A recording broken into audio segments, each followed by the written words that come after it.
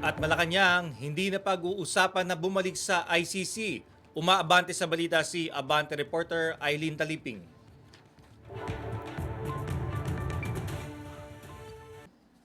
Okay, wala sa radar ng Malacanang na muling sumali sa Rome Statute na nagtatag sa International Criminal Court. Sa harap ito ng isinusulong sa Kamara na panukalang batas upang maging miyembro muli ang Pilipinas sa ICC.